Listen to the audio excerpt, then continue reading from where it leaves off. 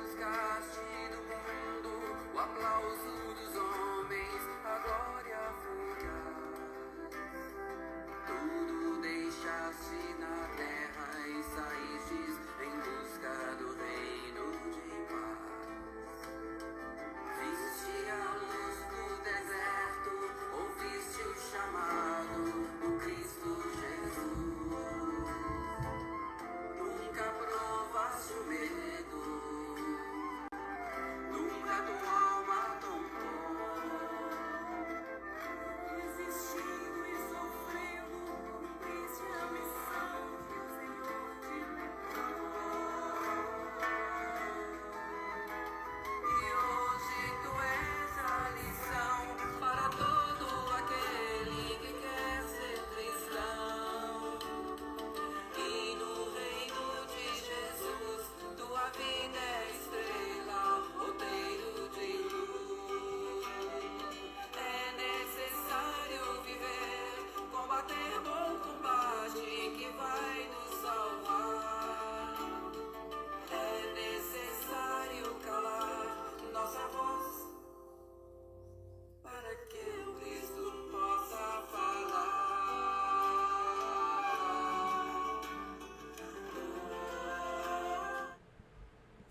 Olá, meus queridos amigos, queridos irmãos, sejam muito bem-vindos a mais um estudo das cartas de Paulo à luz da doutrina espírita. Hoje estaremos estudando o capítulo 15, parte 2. Esse capítulo 15 ele é enorme, né? Enorme, mais de 50 versículos, e aqui nós dividimos em duas partes, para não ficar muito grande, para não ficar 2 horas de estudo, né? Nós gravamos um primeiro momento a parte 1 e agora vamos para a parte 2, é o capítulo, relembrando que Paulo vai tratar sobre a chamada, a dita ressurreição, né? O que significa isso? Nós vamos falar sobre isso mais aprofundadamente hoje, tá? Na primeira parte, Paulo ele introduziu, né? Ele fez aquela introdução, ele comentou que todos ressuscitamos, não só Jesus Cristo, porque ele disse, olha, se a gente não ressuscita, Jesus também não ressuscitou, porque Jesus é o primogênito. É o que está no livro dos Espíritos, que Jesus é o nosso guia e modelo. Ora, se é guia e modelo, é para a gente imitar tudo o que ele fez. Então, se a gente não acredita em vida espiritual, em vida após a vida, né, como eu gosto de dizer, então Jesus não teve vida após a vida. Por que Jesus seria diferente de nós? Porque Jesus é o Filho de Deus. Mas ele não é o primogênito? Ele não veio ser o guia e modelo? Então, o que Jesus fez, eu também posso fazer. Que absurdo, Gonçalo, você está se comparando com Jesus? Não sou eu que estou dizendo isso, foi ele quem falou, não fui eu, né? Então, se eu não creio em vida espiritual, eu não creio que Jesus ressuscitou. Também não são palavras minhas, são palavras do apóstolo Paulo, ali na primeira parte do capítulo 15 da primeira carta aos Coríntios. E agora vamos para a segunda parte. Agora Paulo vai falar com propriedade, ele vai realmente mergulhar nesta questão de vida espiritual, da ressurreição, e nós vamos trazer isso à luz da doutrina espírita, e você vai ver, é a porta e a chave. A gente vai compreender perfeitamente, tá? Vamos lá. Paulo, lá no versículo 35, ele vai dizer: mas alguém dirá, como ressuscitarão os mortos? Ou em que qualidade de corpo virão? Lembrando que aqui era uma época em que as pessoas não tinham muita ideia, quase que nenhuma ideia de como que era a vida espiritual. Tá? Hoje a gente já sabe muita coisa, graças à doutrina dos Espíritos, que veio providencialmente, em nome de Jesus, nos esclarecer. Mas na época não. Haviam muitas dúvidas, questionamentos. Hoje ainda há, né? Imagine naquela época. E aí Paulo ele vai, na linguagem da época, ele vai esclarecer as pessoas e a gente traz para a linguagem de hoje, nós percebemos que casa perfeitamente. A gente vai compreender cada significação, tá? Aí Paulo ele faz essa pergunta retórica, né? Em que qualidade de corpo virão? Como que se dá isso? E aí ele mesmo vai responder: insensato, o que tu semeias não se vivifica, se primeiro não morre. Isso a gente vê pelas leis da natureza. Tudo morre, tudo nasce e tudo morre. É assim com os animais, é assim com os astros, com as estrelas. Tem um princípio, um desenvolvimento e no final elas morrem. Explodem em supernovas. Para quê? Para se transformar em outras coisas, para gerar outros elementos químicos. Isso é assim na natureza, isso é assim conosco também, porque nós fazemos parte da natureza. Então Paulo está dizendo: o que tu semeias não se vivifica se primeiro não morre, tem que morrer. Aí Jesus vem e diz: olha, é necessário nascer de novo, porque o primeiro morreu, então é necessário nascer de novo. E quando semeias, não semeias o corpo que vai nascer, mas o simples grão de trigo ou de qualquer outra semente. O que Paulo está dizendo aqui? Você semeia não exatamente algo já pronto, mas algo que vai nascer e se desenvolver. Deu mais uma vez o exemplo na natureza cotidiana. Você vai semear um grão ou qualquer outra semente para lá na frente essa semente se desenvolver, virar uma árvore para dar frutos. Então, tudo no universo começa criança. A evolução ela é do átomo ao anjo. Então, tudo começa criança, tá certo? Está sublinhado, está grifado, porque tem uma mensagem do Emmanuel, lá no livro Pão Nosso, capítulo 7. A semente.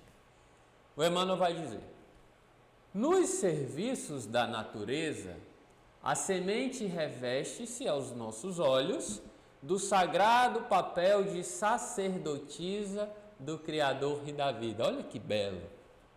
Gloriosa herdeira do poder divino, coopera na evolução do mundo e transmite silenciosa e sublime lição, tocada de valores infinitos à criatura. Exemplifica sabiamente a necessidade dos pontos de partida. É necessário nascer de novo, os pontos de partida, as requisições justas de trabalho, os lugares próprios, os tempos adequados. Há homens inquietos e insaciados que ainda não conseguiram compreendê-la. Exigem as grandes obras de um dia para o outro, e não é assim. Não souberam aprender com a semente minúscula que lhes dá trigo ao pão de cada dia e lhes garante a vida. Em todas as regiões de luta planetária. Olha, o Emmanuel, Paulo, os apóstolos, os discípulos se referem muitas vezes às lições da natureza cotidiana, que a gente precisa prestar mais atenção a essas lições, porque o que ocorre na natureza ocorre em cada um de nós. Saber começar constitui serviço muito importante. Então, às vezes a gente espera fazer grandes obras e a gente não quer nem começar as pequenas, as menores, né? Jesus falou sobre isso também. Por que andeis ansiosos por grandes coisas, se vocês ainda não têm condições de realizar nem as mínimas? No esforço redentor, é indispensável que não se perca de vista as possibilidades pequeninas. Um gesto, uma palestra, uma hora, uma frase pode representar sementes gloriosas para edificações imortais. Imprescindível, pois, jamais desprezá-las. Então não é para a gente ficar voltado apenas para as grandes coisas. Com o foco apenas nas grandes coisas, é preciso que a gente coloque o foco nas coisas mínimas de cada dia. Porque são elas quem vão nos habilitar para coisas maiores lá na frente. Ora, eu não posso um dia chegar a ser um espírito puro se eu não perdoar os pequeninos desvios dos meus semelhantes. Assim como eu preciso também que os meus pequeninos desvios sejam perdoados. Então, observando a lição da natureza cotidiana, da semente que silenciosamente germina, evolui, eu preciso assim também trabalhar, certo? E Paulo vai continuar. Porém, Deus lhe dá o corpo como lhe apraz, e cada uma das sementes o seu próprio corpo. Aí ele está se referindo às sementes da natureza, né? Deus, ele dá o corpo à semente de laranja, o outro corpo à semente do trigo, e assim sucessivamente, certo? Nem toda carne é uma mesma carne, mas uma certamente é a dos homens, e a outra a dos animais, uma das aves e a outra dos peixes. É evidente, está no livro dos Espíritos. Cada um tem a sua utilidade para o grau de desenvolvimento do espírito ou do princípio inteligente. Desta forma, não tem como um espírito retroagir para habitar um corpo de um animal. O espírito não retroage, certo? E há corpos celestiais e corpos terrestres. Mas uma é, por certo, a glória dos celestiais e outra a dos terrestres. Não tem como eu comparar o meu corpo, o corpo que eu habito, com a habitação de um espírito que está em um mundo ditoso,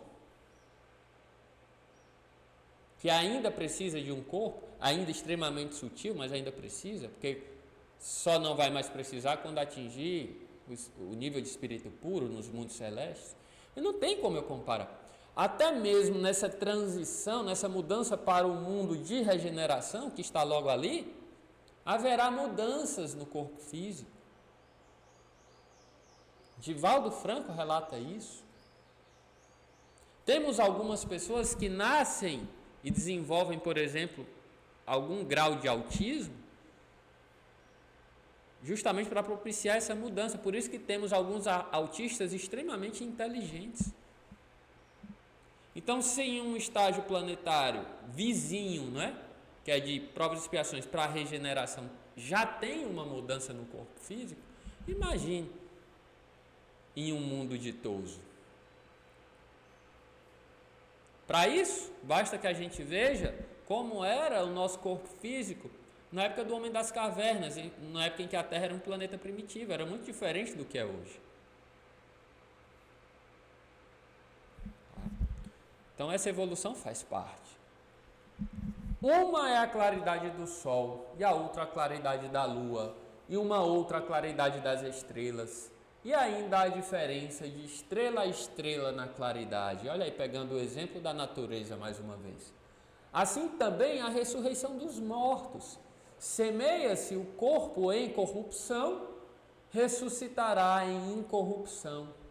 Semeia-se em vileza, ressuscitará em glória. Semeia-se em fraqueza, ressuscitará em vigor. Gente, isso aqui é muito belo. Paulo dá o exemplo do brilho das estrelas. Tem estrela com maior brilho, tem estrela com menor brilho. Tem espírito com maior brilho, tem espírito com menor brilho. Tem espírito que habita um corpo corruptível, tem espírito que já não tem mais um corpo corruptível, que já é luz, um espírito puro. Semeia-se em vileza, nós, em um mundo de provas e expiações, um dia ressuscitaremos em glória. semeamos em fraqueza, um dia ressuscitaremos em vigor. Porque a semeadura é a semente atirada sobre a terra, que vai se desenvolver para um dia ressuscitar em vigor. O problema é a gente achar que Paulo estava falando isso em uma encarnação apenas. Isso é um processo de milhares de anos, talvez milhões. Não é um processo de 50 anos. O Paulo até fala que nós devemos aceitar as aflições da vida com resignação, né? É tipo assim, eu acho, é o que ele falou aí, né, sobre a questão. Tipo, eu estou vivo, estou semeando. Sim. Está certo, né? Eu estou semeando Sim. nesse corpo, então eu vou estar em glória depois. O nosso amigo Eduardo, não sei se deu para captar no áudio, ele falou que o Haroldo Dutra, ele fala sobre isso, para a gente aceitar as aflições da vida, né? Que a gente sabe, bem-aventurados os que choram, porque serão consolados, para a gente aceitar essas aflições, porque nós estamos semeando. Aí você vai falar, mas está semeando, mas você não está colhendo, a aflição não é, você não está colhendo algo que você semeou no passado, também. Mas quem diz que colheita também não é semeadura? Você colhe e você semeia ao mesmo tempo. Desta forma, bem-aventurados são os que choram, porque serão consolados. A gente está semeando em vileza, em fraqueza, para a gente colher, ressuscitar em glória e em vigor. O problema é a gente querer isso para amanhã. Isso não vai ser amanhã. Tá? Semeia-se em um corpo animal, ressuscitará em um corpo espiritual. Se há corpo animal, também o há espiritual. Gente, isso aqui está no livro dos Espíritos, que o corpo, o nosso corpo físico, o corpo do ser humano, ele é análogo ao dos animais. O que significa análogo? Analogia, ele é semelhante. Tem sangue, tem carne, tem ossos, precisamos de alimento, material, temos as nossas necessidades fisiológicas. Exatamente o que Paulo está dizendo. Semeia-se um corpo animal. Só que se há um corpo animal, há também um corpo espiritual, que a doutrina espírita vai trazer o esclarecimento, que é o perispírito. Tá? Então, hoje a gente consegue compreender perfeitamente o que Paulo estava querendo dizer. Agora, o que eu fico abismado é que como que Paulo tinha essa noção 2000 anos atrás sem doutrina espírita. Por quê? Porque já era um espírito vivido. Um espírito. Ah, errou? Errou. Porque não era puro. Mas já tinha virtudes dentro de si. Virtudes adquiridas que não se perdem. Então, quando ele foi despertado por Jesus Cristo, nosso Senhor, essas virtudes que ele já possuía afloraram. Então, Paulo está falando aqui de corpo físico e de perispírito. Corpo análogo ao dos animais, na carne, e de corpo espiritual, de perispírito. Alguma novidade para nós espíritas? Nenhuma. Nenhuma. Assim como está escrito, foi feito o primeiro homem Adão em alma vivente e o último Adão em espírito vivificante. Isso está lá em Gênesis. Então, nessa simbologia de Adão, a raça que nós conhecemos como a raça adâmica, ora, os espíritos que encarnam na Terra, que começaram a encarnar na Terra, representam a raça adâmica, o homem terreno. E quem que é o último Adão? É o espírito puro, vivificante. Porque nós sabemos que a história bíblica, ela conta uma parte da nossa epopeia evolutiva. Então você tem o primeiro Adão e o último Adão. Olha que profundidade. O primeiro Adão é terreno, o último Adão espiritual. Mas não o primeiro que é espiritual, senão o que é animal, depois o que é espiritual. Está aí no versículo 46. O que a gente acabou de dizer, Paulo dizendo. O primeiro é terreno, o último é espiritual. Que profundidade, né?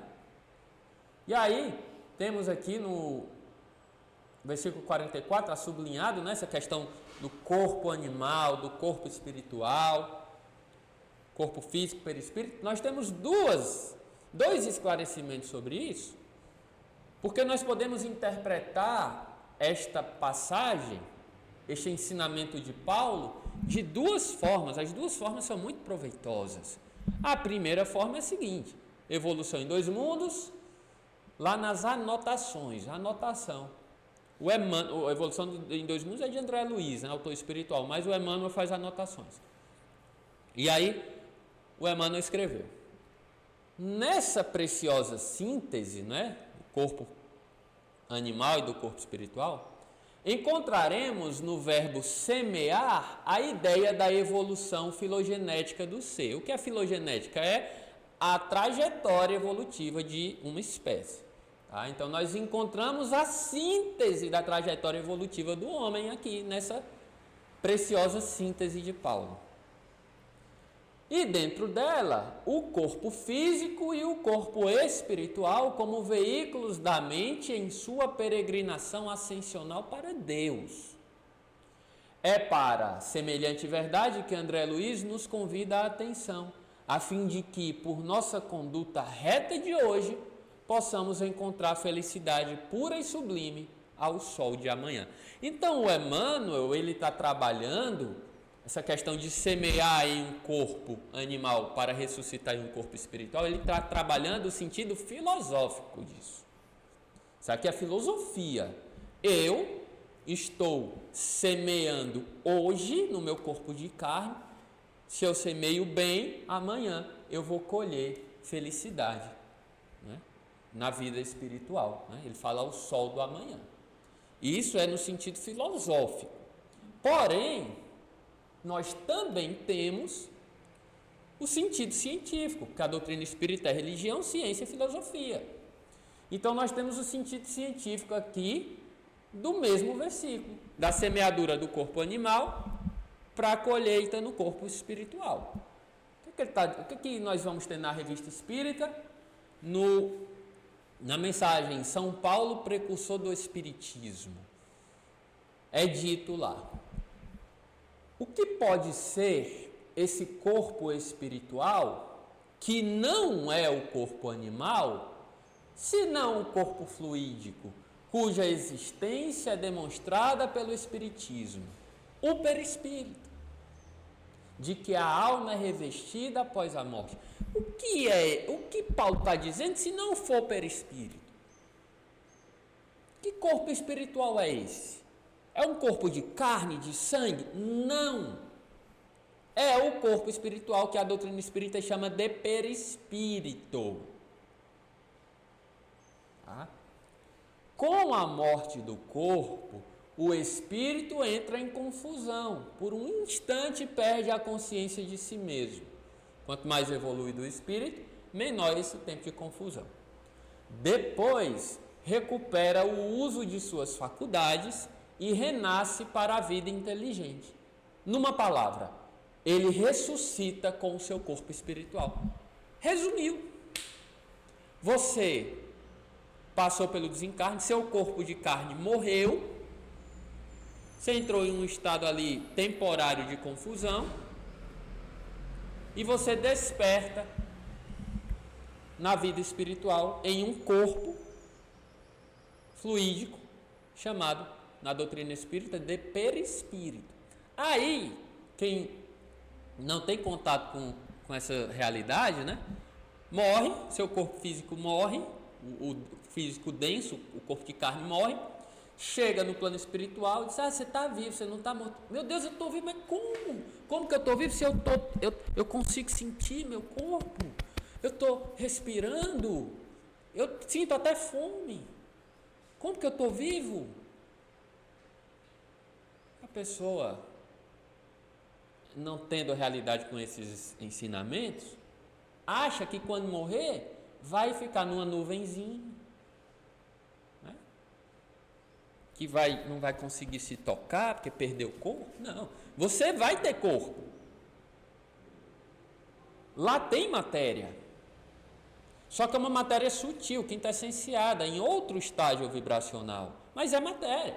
O nosso corpo físico denso, ele é matéria densa. O corpo espiritual, ele é matéria também, só que é uma matéria mais sutil, um perispírito, mas é um corpo espiritual, não mais sujeito às doenças, às vicissitudes da carne. Então por que a gente sente fome? Adaptação, gente. Não é porque morre que vira santo, não é porque morre que vai mudar de estágio evolutivo de uma hora para outra. Não. A gente morre no corpo denso, físico, e tem um período de adaptação. A gente vai sentir fome, sede, aquela vontade de tomar café. Ai, meu Deus, hein, Eduardo? Da gente desencarnar, o café, cadê o café? Então a gente vai sentir essas necessidades, porque tem um período de adaptação. Tá bom? Continua sendo corpo, só que um corpo espiritual. Beleza? E aí Paulo vai continuar. O primeiro homem formado da terra é terreno. O segundo homem do céu é celestial, é o espírito puro. Olha Jesus aí, ó. Meu Deus, que glória! Que glória! Qual foi o terreno? Tais são também os terrenos. E qual é o celestial? Tais são também os celestiais. Aqui, gente, eu já está falando da divisão de espírito puro e espírito de provas e expiações, nós aqui. Nós somos terrenos. Jesus é celestial. Tá? Pelo que, assim como trouxemos a imagem do terreno, tragamos também a imagem do celestial. Mas digo, irmãos, que a carne e o sangue não podem possuir o reino de Deus, nem a corrupção possuirá a incorruptibilidade. Está sublinhado porque tem uma mensagem muito importante sobre isso aí. Não vou nem comentar agora. Eis que vos digo um mistério: nem todos dormiremos, mas todos seremos transformados. O pessoal interpreta aqui isso aqui como dizer, nem todo mundo vai morrer. No fim dos tempos a gente vai ser arrebatado e vai ter gente que não vai passar pela morte. Calma, não é isso. Está sublinhado também, vamos falar sobre isso mais à frente. No momento, num abrir e fechar de olhos, ao som da última trombeta, porque uma trombeta soará e os mortos ressuscitarão incorruptíveis, e nós, outros, seremos mudados. O pessoal interpreta isso como o juízo final, né? Está todo mundo dormindo, vai soar uma trombeta, todo mundo vai se levantar. Eita, soa a trombeta, eu vou me levantar. Cuidado com a letra que mata. Precisamos olhar com sentido espiritual. Tá certo? Vamos falar sobre isso agora. Mais uma vez, Revista Espírita, dezembro de 1863, São Paulo, precursor do Espiritismo. Ele vai falar sobre essa questão de que o sangue e a carne não podem possuir o reino de Deus, e a questão do juízo final, né? Do arrebatamento, a gente achar que vai ficar dormindo até o dia do juízo. Olha só, o último parágrafo relativo ao juízo final contradiz positivamente a doutrina da ressurreição da carne. Então, eu não posso acreditar que Paulo está falando isso e da mesma forma acreditar em um juízo final que eu vou ser ressuscitado em meu corpo de carne, que vai ser incorruptível, mas vai ser de carne, e eu vou herdar o reino dos céus. Não. São contrárias essas ideias. Por quê? Assim como os mortos não ressuscitarão com sua carne e seu sangue, e não necessitarão reunir seus ossos dispersos, mas terão seu corpo celeste, que não é o corpo animal. Porque a doutrina do juízo final fala o seguinte, que nós vamos dormir quando a gente morrer, né? Aí dormir um sono e a gente vai ressuscitar com o nosso corpo de carne, porém sem doença, sem nada disso, né? Só com o corpo de carne, e a gente vai herdar os céus. A doutrina do juízo final fala isso. Só que Paulo está dizendo que o corpo de carne e de sangue não pode herdar o reino de Deus. Então é claro que, por exemplo, que Jesus apareceu após a sua crucificação com as marcas da crucificação, não era em um corpo de carne, era em corpo espiritual, que não é corruptível, que não se decompõe. Ah, Gonçalo, então por que as marcas? Porque Tomé conseguiu tocar o seu corpo espiritual, se ele é espiritual. E quem disse que um espírito materializado não pode ser tocado? Pode ser tocado e é tocado. Inclusive o espírito ele pode materializar algum objeto e você levar o objeto para casa, uma rosa, qualquer coisa dessa, uma caneta. Isso acontecia muito nas reuniões de materialização na década de 50, de 60 e 40. Então quem disse que um espírito materializado não pode ser tocado? Pode sim, pode sim. Foi isso que Jesus fez, dependendo do grau de materialização. O que não significa que este espírito está em um corpo de carne. Não, ele está em um corpo espiritual, porém materializado. Ele vai adensar o seu perispírito, só isso. Ele vai adensar o seu corpo espiritual e ele conseguirá ser tocado. Foi isso que Jesus fez. Porque o corpo de carne, quando morre, ele morre. Ele é corruptível. Eu não consigo, após a decomposição do corpo físico de carne, fazer ele criar uma nova carne e reviver o mesmo corpo. Não consigo. Paulo está dizendo isso. Um corpo de carne e sangue não podem herdar o reino dos céus. Por isso que a gente diz encarnação é temporária, gente, é passageira. Vai chegar um momento que a gente não vai mais habitar um corpo de carne e de sangue. Vai ser só corpo espiritual. Quando a gente atingir esse nível, né, de espírito puro, está no livro dos Espíritos. Exatamente o que Paulo diz em sua primeira carta aos Coríntios. Por isso que eu digo, tem a porta, a Bíblia é a porta, a doutrina espírita é a chave, para a gente abrir essa porta e entender. E aí, mais uma mensagem agora referente ao versículo 51, nem todos dormiremos, mas todos seremos transformados. Para que a gente também esclareça essa questão de arrebatamento, da gente achar que Jesus vai vir, quem morreu vai ressuscitar neste dia e quem está aqui na terra vai ser arrebatado como que por milagre. Aí, essas palavras de Paulo podem dar a entender isso, mas nós temos o esclarecimento da doutrina espírita acerca disso. O Emmanuel vai dizer lá no livro Vinha de Luz, capítulo 158, Transformação. O Emmanuel diz: refere-se o apóstolo dos gentios a uma das mais belas realidades da vida espiritual. Nos problemas da morte, as escolas cristãs, trabalhadas pelas cogitações teológicas de todos os tempos, erigiram teorias diversas, definindo a situação da criatura após o desprendimento carnal. Ninguém penetra o círculo da vida eterna em processo... Como? Obrigado, Eduardo. Ninguém penetra o ciclo da vida terrena, isso mesmo, em processo absolutamente uniforme. Basta a gente olhar para nós e para quem nos cerca. Como não existem fenômenos de desencarnação com analogia integral. Nenhuma desencarnação é igual à outra, depende de muita coisa, depende do nível do espírito, depende das condições.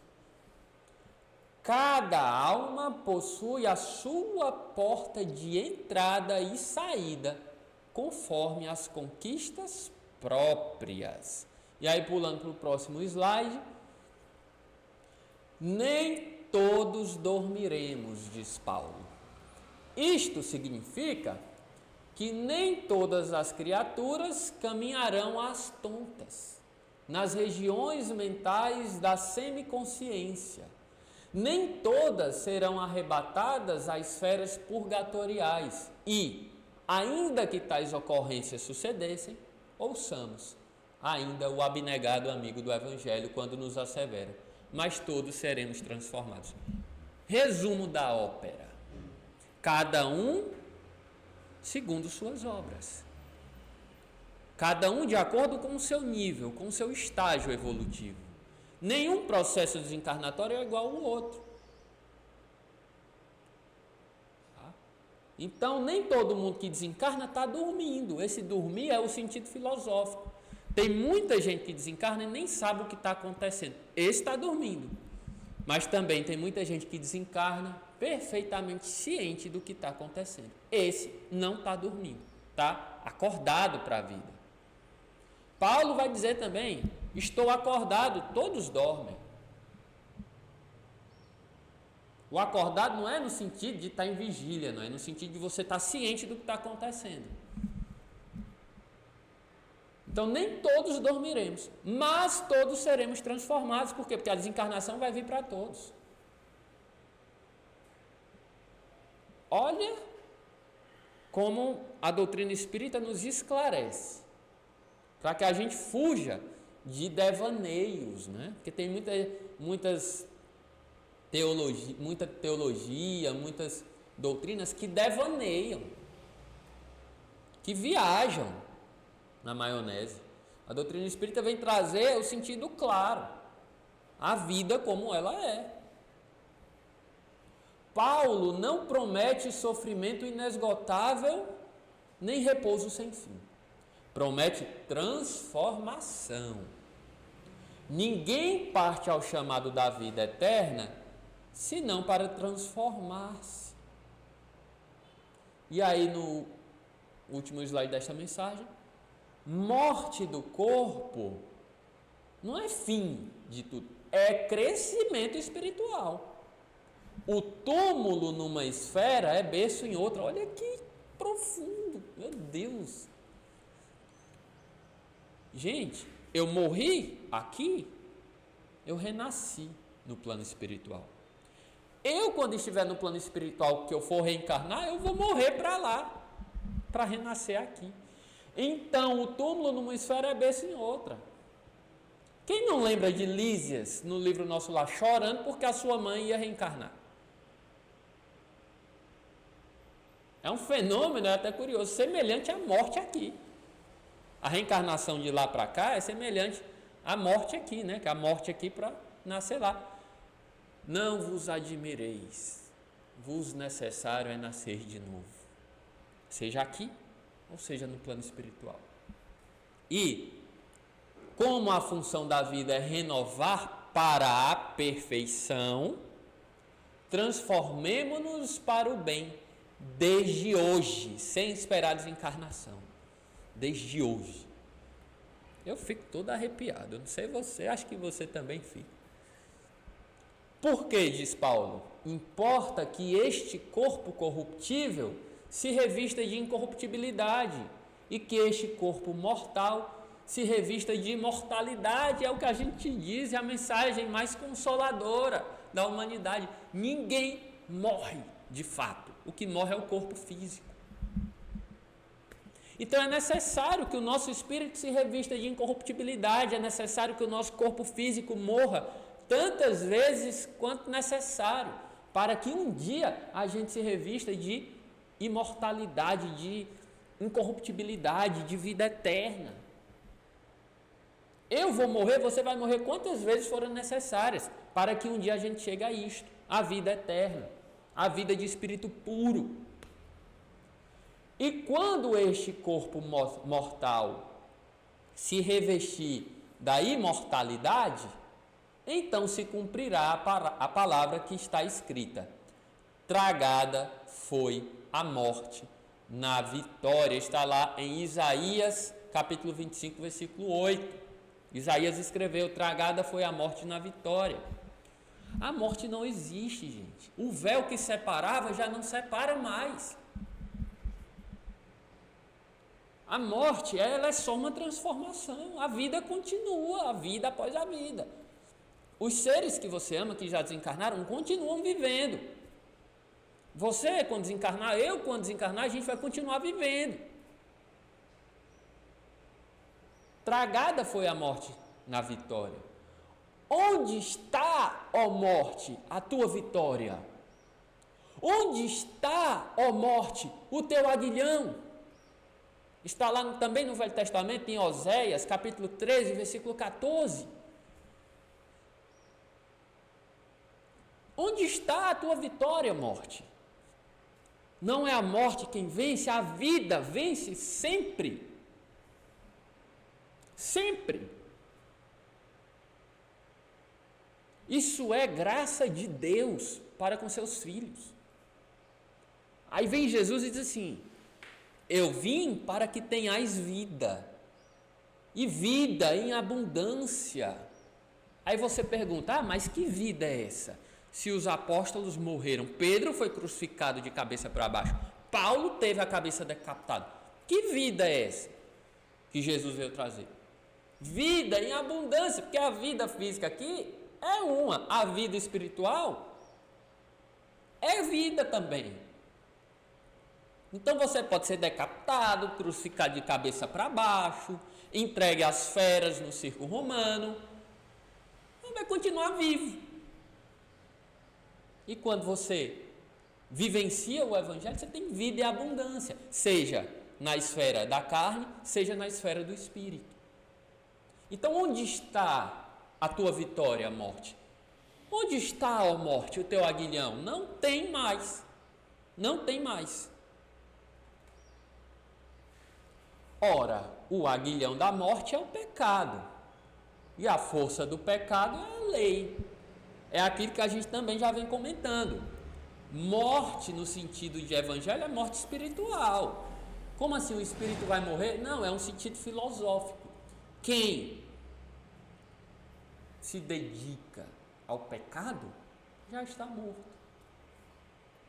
Desta forma Jesus falou também: deixai aos mortos o cuidado de enterrar os seus mortos. Então, poxa, Paulo vai dizer, o salário do pecado é a morte espiritual. Eu posso estar andando aqui na terra, no meu corpo de carne, encarnado, e posso estar morto, espiritualmente falando. Mas eu posso reviver a qualquer hora, basta que eu mude de vida. E a força do pecado é a lei, porque espírito puro não está mais sujeito à lei. Nenhuma condenação há para os que estão em Cristo Jesus, diz Paulo na carta aos Romanos, 1º capítulo, versículo 8. Nenhuma condenação há para os que estão em Cristo Jesus, que não andam mais segundo a carne, mas segundo o Espírito. Lei, gente, é contenção. Lei é contenção. Lei é para conter os nossos instintos maus ainda, a nossa maldade. Então eu estou debaixo da lei.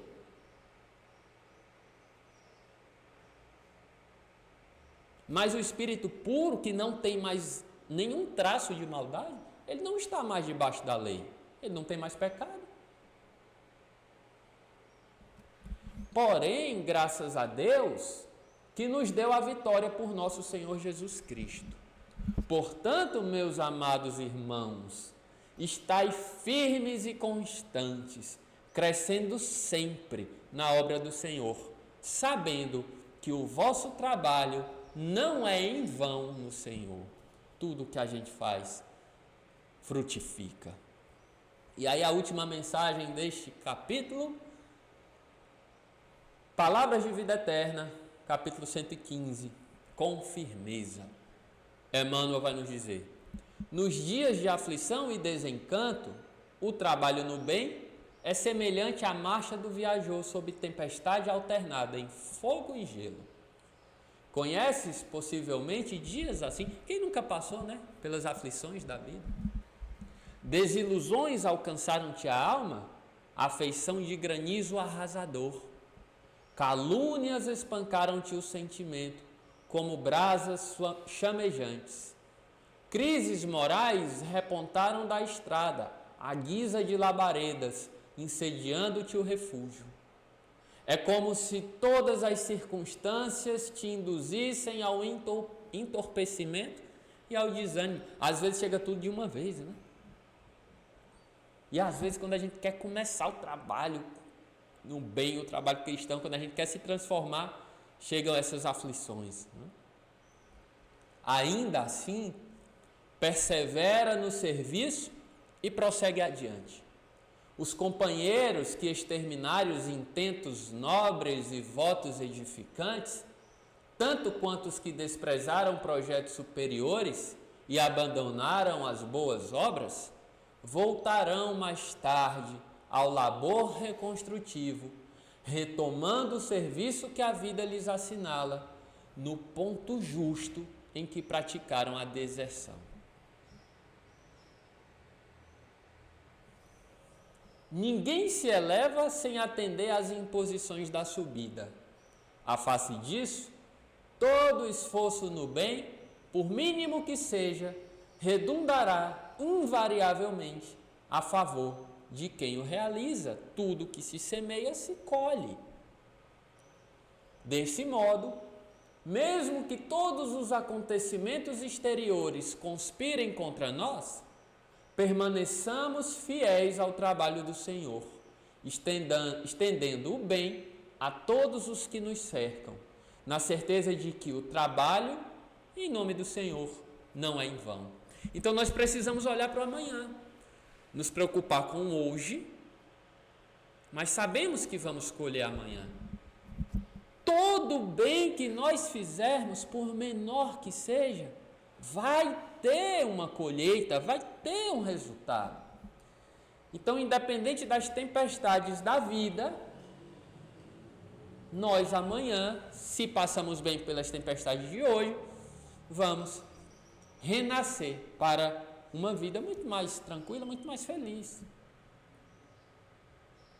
O que a gente não pode aguardar é o quê? É um resultado imediato. Precisamos trabalhar com ardor, com firmeza, título da mensagem, né? E com constância, sem desanimar. E se um dia a gente quiser desanimar, a quem que a gente vai recorrer? Aos nossos amigos espirituais, a Jesus Cristo, nosso Senhor, e a Deus, nosso Pai, que vão nos dar força para continuar na tarefa. Tarefa redentora, porque esta tarefa nos redime. Nós somos os principais beneficiados disso. Essa tarefa nos redime. E terminamos o estudo de hoje com esta bela frase, né, que Paulo foi resgatar lá de Oséias e trouxe para a gente aí no versículo 55. Onde está, ó morte, a tua vitória? Onde está, ó morte, o teu aguilhão? O véu que separava já não separa mais. Meus irmãos, que Jesus nos abençoe e até o próximo estudo com o último capítulo dessa primeira carta aos Coríntios, o capítulo 16. Fiquem em paz, um grande abraço e que Deus seja louvado. Tchau!